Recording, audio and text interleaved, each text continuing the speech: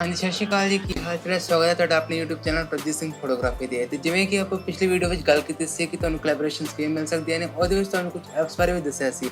ਜਿਨ੍ਹਾਂ ਨੇ ਉਹ ਵੀਡੀਓ ਨਹੀਂ ਵੇਖੀ ਉਹ ਆਈ ਬਟਨ ਤੇ ਟੈਪ ਕਰਕੇ ਵੇਖ ਸਕਦਾ ਹੈ। ਉਹਨਾਂ ਐਪਸ ਨੂੰ ਤੁਸੀਂ ਯੂਜ਼ ਕਰਕੇ ਬੈਟਰ ਕੋਲੈਬੋਰੇਸ਼ਨਸ ਤੇ ਪਾ ਸਕਦੇ ਹੋ, ਬਟ ਪੇਡ ਕੋਲੈਬੋਰੇਸ਼ਨਸ ਤੁਹਾਨੂੰ ਬਹੁਤ ਘੱਟ ਚਾਂਸਸ ਨੇ ਕਿ ਮਿਲ ਜਾਣ, ਕਿਉਂਕਿ ਪੇਡ ਕੋਲੈਬੋਰੇਸ਼ਨ ਦੀ ਜਿਹੜੀ ਚੀਜ਼ ਸਭ ਤੋਂ ਜ਼ਿਆਦਾ ਮੈਟਰ ਕਰਦੀ ਹੈ ਉਹ ਨੇ ਫੋਲੋਵਰਸ।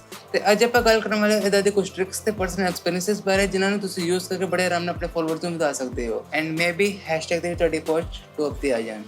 ਤੇ ਵੀਡੀਓ ਹੋਣ ਵਾਲੀ ਬੜੀ ਇੰਟਰਸਟਿੰਗ ਤੇ ਵੀਡੀਓ ਨੂੰ ਲਾਸਟ ਤੱਕ ਜ਼ਰੂਰ ਵੇਖਣਾ ਤੇ ਚਾਹੇ ਵੀਡੀਓ ਚੰਗੀ ਲੱਗੇ ਤੇ ਲਾਈਕ ਤੇ ਕਮੈਂਟ ਜ਼ਰੂਰ ਕਰਨਾ। ਤੇ ਚਲੋ ਸ਼ੁਰੂ ਕਰਦੇ ਹਾਂ।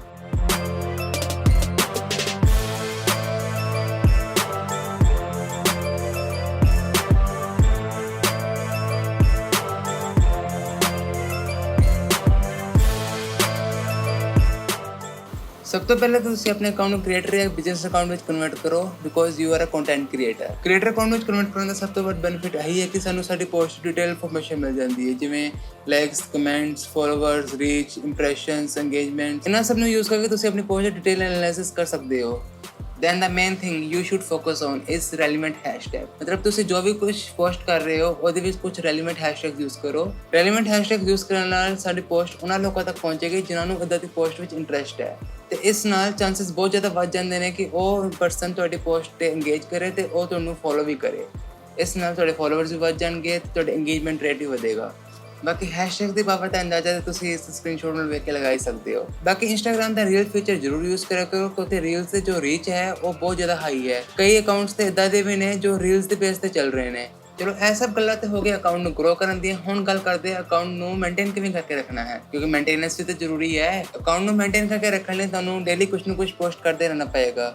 ਉਹ ਬਾਕੀ ਉਹ ਤੁਹਾਡੇ ਉੱਪਰ ਹੈ ਕਿ ਤੁਸੀਂ ਡੇਲੀ ਪੋਸਟ ਕਰਦੇ ਹੋ ਜਾਂ ਵੀਕਲੀ ਪੋਸਟ ਕਰਦੇ ਹੋ, ਬਟ ਸਟੋਰੀਜ਼ ਰੋਜ਼ ਪੋਸਟ ਕਰਿਆ ਕਰੋ। ਡੇਲੀ ਸਟੋਰੀਜ਼ ਪੋਸਟ ਕਰਨ ਨਾਲ ਸਾਨੂੰ ਇਹ ਬੈਨੀਫਿਟ ਸਭ ਤੋਂ ਵੱਧ ਹੁੰਦਾ ਹੈ ਕਿ ਸਾਨੂੰ ਜਿਹੜੀ ਪ੍ਰੋਬਲਮ ਹੁੰਦੀ ਹੈ ਡੇਲੀ ਫੋਲੋਵਰ ਕਲੋਸ ਦੀ, ਉਹ ਬਹੁਤ ਹੱਦ ਤੱਕ ਘਟ ਜਾਂਦੀ ਹੈ।